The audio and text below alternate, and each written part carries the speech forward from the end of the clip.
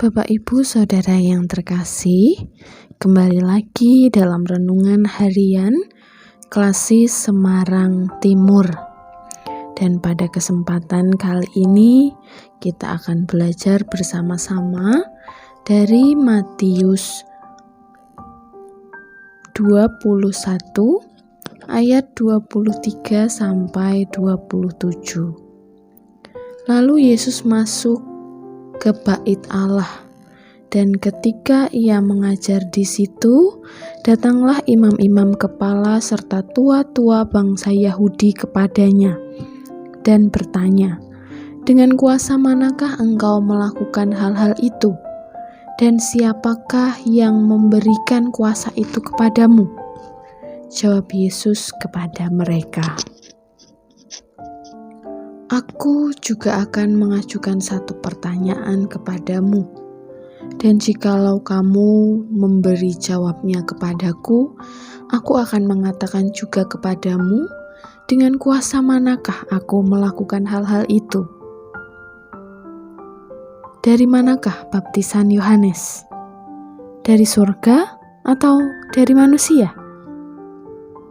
Mereka memperbincangkan di antara mereka dan berkata, "Jikalau kita katakan dari surga, ia akan mengatakan kepada kita, 'Kalau begitu, mengapakah kamu tidak percaya kepadanya?' Tetapi jikalau kita katakan dari manusia, kita takut kepada orang banyak, sebab semua orang menganggap Yohanes ini nabi." Lalu mereka menjawab Yesus, "Kami tidak tahu." Dan Yesus pun berkata kepada mereka, "Jika demikian, aku juga tidak mengatakan kepadamu dengan kuasa manakah aku melakukan hal-hal itu." Bapak, Ibu, Saudara yang terkasih, di tengah situasi yang mungkin kadang buruk, apapun atau dimanapun, sikap yang paling kita butuhkan adalah tenang. Tenang merupakan sikap yang dibentuk, sikap yang perlu dipelajari, bukan bawaan lahir. Artinya, untuk menjadi orang yang tenang, kita harus bersedia untuk belajar dan dibentuk oleh banyak pengalaman. Misalnya, saat sedang marak COVID kemarin, COVID sedang parah-parahnya, kita diajak untuk belajar tenang menghadapi keadaan atau situasi yang genting. Dan mengapa sikap tenang adalah sikap yang paling dibutuhkan untuk menghadapi situasi COVID yang kemarin sempat genting? Karena hanya dengan hati yang tenang, kita tidak mudah terpengaruh hal-hal buruk. Kita tidak mudah mendengarkan berita-berita yang menakutkan, berita-berita yang tidak benar.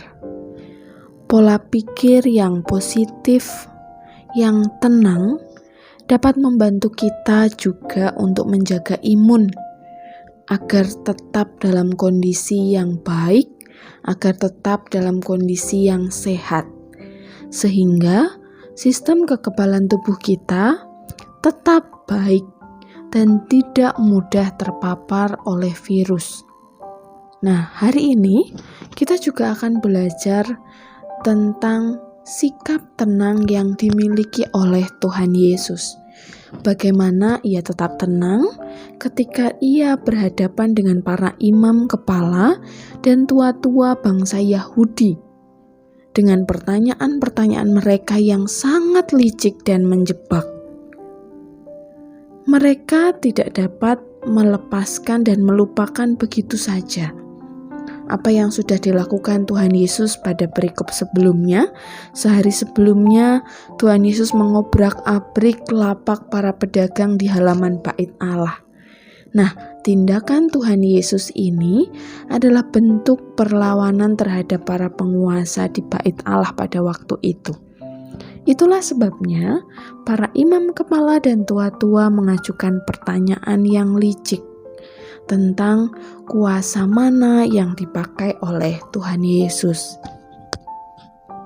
Bapak Ibu Saudara yang terkasih, jika saat itu Tuhan Yesus tidak bersikap tenang, bisa saja Tuhan Yesus keliru memberi jawaban, sehingga dapat berujung pada situasi yang lebih buruk.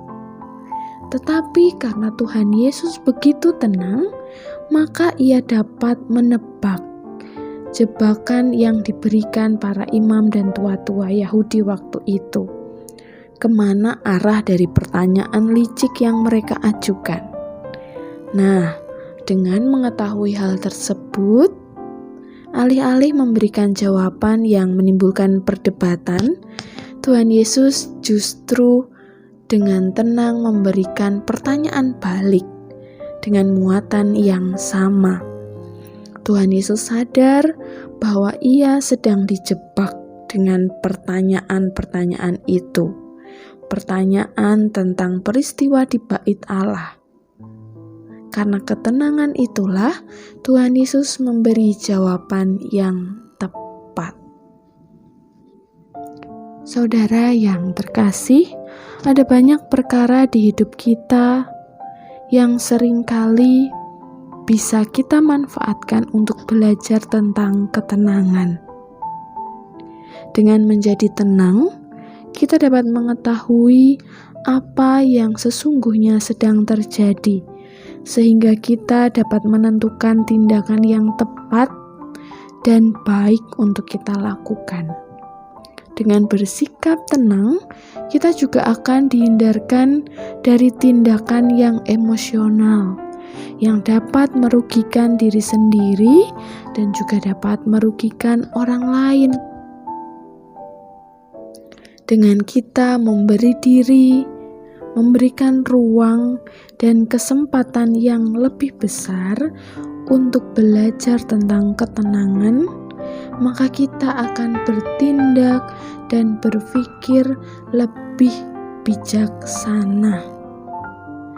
Nah, hari ini kita bersama-sama akan belajar tentang ketenangan dalam menghadapi setiap persoalan kehidupan kita.